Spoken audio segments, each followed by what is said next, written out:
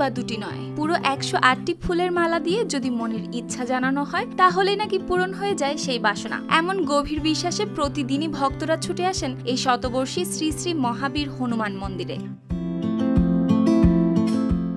শ্রীমঙ্গলের কেজুরিছড়া চা বাগানের ভেতরে শান্ত নিরিবিলি পরিবেশে দাঁড়িয়ে থাকা এই মন্দিরটি হিন্দু ধর্মাবলম্বীদের কাছে এক জাগ্রত তীর্থস্থান। বহু বছর ধরে লোকমুখে প্রচলিত রয়েছে, এখানে ভক্তিভরে মালা নিবেদন করলে মন শান্ত হয় আর জীবনের কামনা বাসনার পরিপূর্ণতাও মেলে। সেই বিশ্বাসে প্রতিদিনই দেশের বিভিন্ন প্রান্ত থেকে ভক্তরা আসেন পুজো দিতে। কতটুকু ধৈর্য সহকারে গাই, কত স্বামী একজন শারীরিক প্রতিবন্ধী, হনুমানজির কৃপায় মানে সুখেই আছি। আর ফল পায় দেখে মানুষ প্রত্যেক দিন ভক্তরা বহু দূর থেকে আসে এবং মানসা করলেও মানসা ফলে।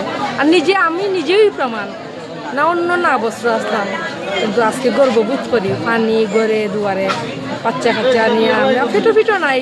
7-8টা বাচ্চারা কেজি 1 থেকে অনার্স মাস্টার্স করছে হনুমানজির কৃপায়, এই কুলের ঘরে বাংলা ঘরে মহাবীরের কৃপায় আজকে তারা চাকরি বাকরিও করে। কেউ হাতে মালা নিয়ে, কেউ আবার বুক ভরা আশা নিয়ে দাঁড়িয়ে থাকেন মন্দিরের সিঁড়িতে। তাদের মতে এখানে এলেই অনুভূত হয় এক ধরনের আধ্যাত্মিক প্রশান্তি, যা মনকে করে তোলে আরো স্থির। এখানে যারাই আসে ফল কামনা করে তাদের মানে ফলটা সম্পূর্ণ হয়। আমিও এই উপলক্ষে আসছি অনেক দূর থেকে, আমারও অনেক কিছু আছে মানব।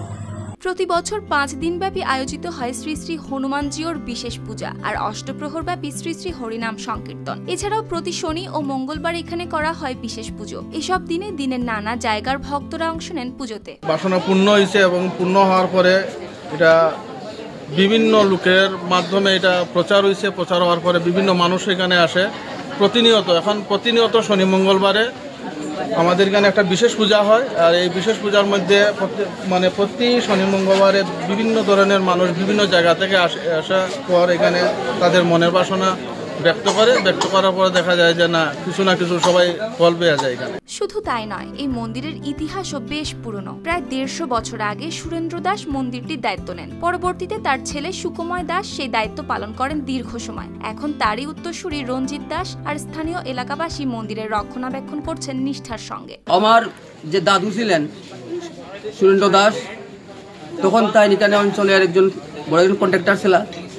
তখন ভারত বাংলাদেশ এক ছিল, তখন থেকে এই মন্দিরটা প্রতিষ্ঠিত হয়েছে এবং এখন পর্যন্ত এই মন্দিরটা চালু